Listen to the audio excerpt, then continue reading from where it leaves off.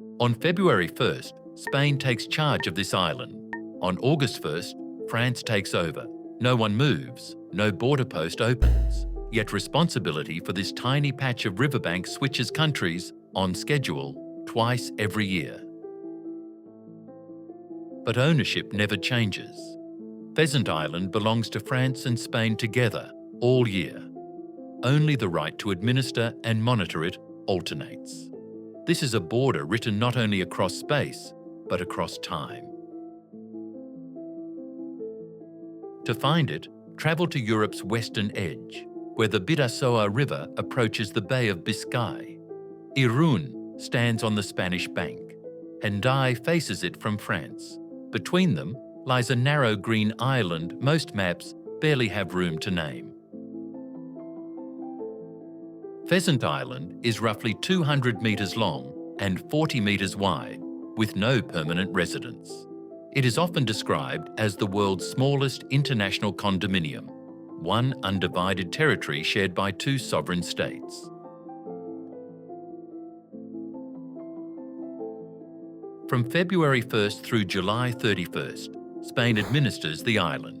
From August 1st through January 31st, France takes its turn. The cycle repeats every year, while the trees, monument and river remain exactly where they were. No population changes citizenship. No customs office opens. The handover concerns surveillance and jurisdiction, while officials and the nearby towns oversee practical care. The ceremony may govern an empty island, but the responsibility it transfers is legally real. International law calls this arrangement a condominium. France does not own one half and Spain the other. The island is not traded back and forth. Both states share sovereignty. Only certain responsibilities take turns. To understand why, go back to a much larger struggle. France and Spain went to war in 1635. Their conflict continued even after the 30 Years' War ended elsewhere. By 1659, both monarchies needed peace, and a meeting place neither could claim as home ground. Workers built a temporary pavilion on the island with two entrances. French delegates approached from France. Spanish delegates entered from Spain. Even the interior was carefully balanced. Here, neither side had to appear as the other kingdom's guest.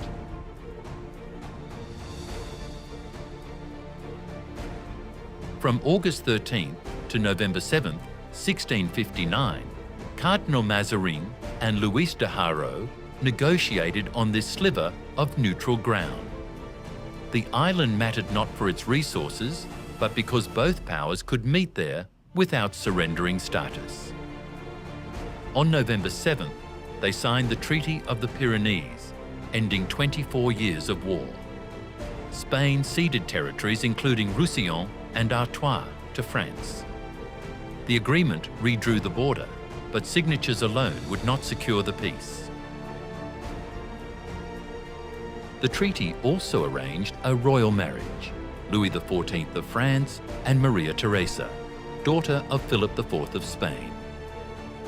On June 7, 1660, the two royal courts met on the island before the wedding. The island's diplomatic role continued. It later hosted more royal handovers and official meetings. Too small for a town, it was useful precisely because it stood between two kingdoms, shared ground carrying the memory of both. Symbolism, however, was not enough. The river shifted, fishermen disputed access, and the frontier needed clearer rules. In 1856, the Treaty of Bayonne declared the island an undivided possession of France and Spain. A convention signed in 1901 and ratified in 1902 regulated surveillance and jurisdiction. Its first article assigned surveillance to Spain and France in alternating 6-month terms. This is not folklore, it is written into a real bilateral agreement. Today, Spain's turn begins on February 1st. France takes over on August 1st. Designated officials represent each state, while Irun and Hendaye assist with practical care. On the French side, the official is still nicknamed the Viceroy, a grand title for an empty island. The legal details are stranger still. Spanish and French nationals answer to their own national courts for offences committed here. A person from another country may fall under whichever state held surveillance when the offence occurred.